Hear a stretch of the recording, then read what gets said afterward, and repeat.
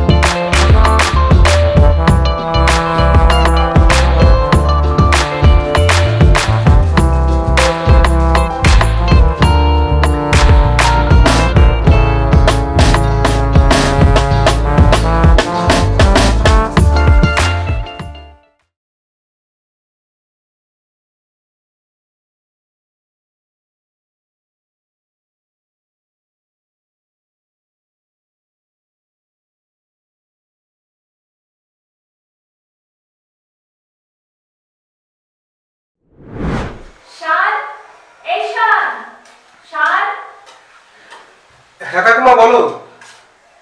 বলছি আমার টায়ারটা একটু এনে দে তাহলে, আমি ভুলে গেছি। হ্যাঁ দিচ্ছি, এ নাও।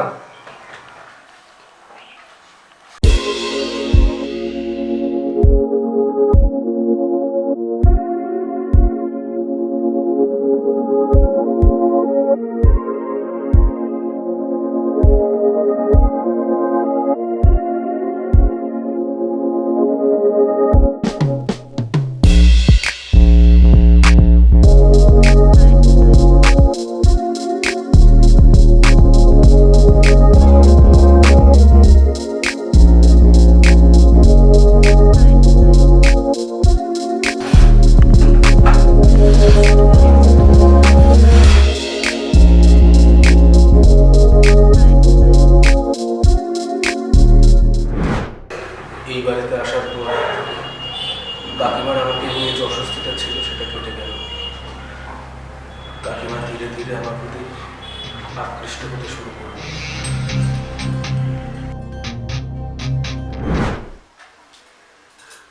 এই শোনো,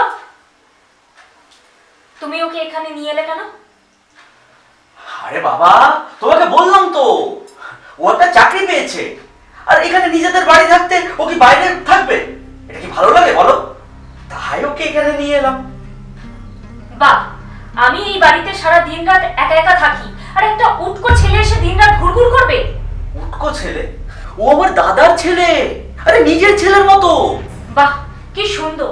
নিজের তো বাবা হওয়ার ক্ষমতা নেই, এবং অন্যের ছেলেকে নিজের ছেলে ভেবে দুহাত তুলে নাচো, হার কি?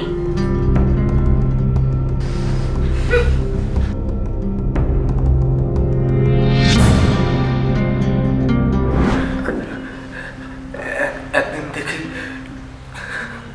কাকিমা ঘরে বসে কান্না করছে।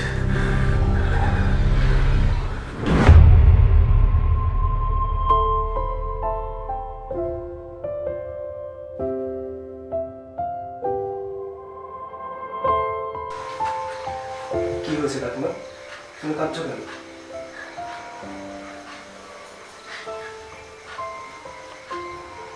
কিছু না।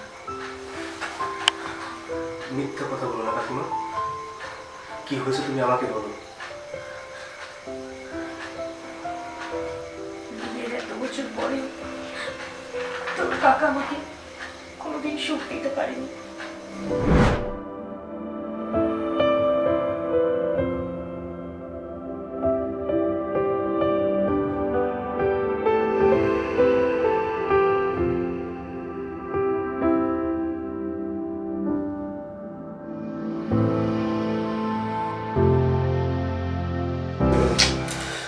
করছোটা কি? এই শোনা, একবার এদিকে তাকিয়ে দেখো। ঘুমন্ত মানুষকে যে এত বিরক্ত করতে রাতে সেটুকু শিক্ষা তোমার পাওনি?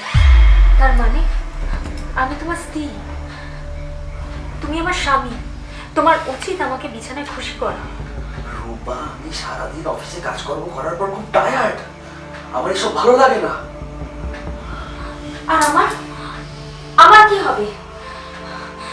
একটা অকর্মণ্য পুরুষ কোথাকার।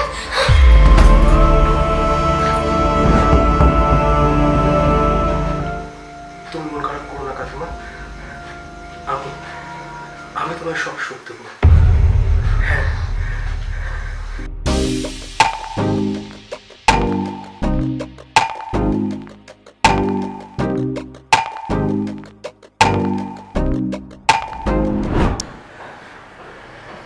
এভাবে আমাদের সম্পর্কটা ধীরে ধীরে এগিয়ে যেতে থাকলো। কারা কিছুই টের পেল না। তারপর একদিন তুই আমায় সারা জীবন এরকম ভাবে ভালোবাসবি তো? তুমি আমাকে সারা জীবন তোমার কাছে রাখবে তো? শোন, তোর আর আমার বয়সের পার্থক্য খুব একটা বেশি না। আচ্ছা, তোর কাকাকে ভালো লাগে? একদম ভালো লাগে না। আমারও ভালো লাগে না। একটা মানুষকে যখন আমাদের দুজনেরই অপছন্দ, তাহলে তাকে রেখে লাভ কি? সরিয়ে দেবো?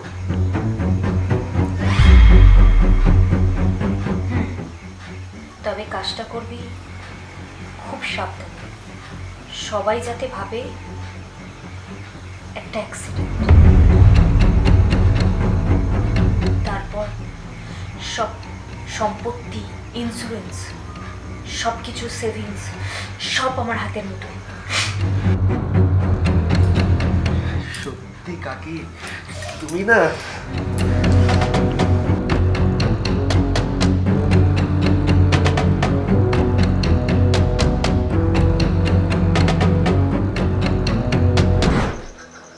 তাহলে রূপা দেবী, আপনার ভাসুর মতো সব দোষ স্বীকার করে নিয়েছে।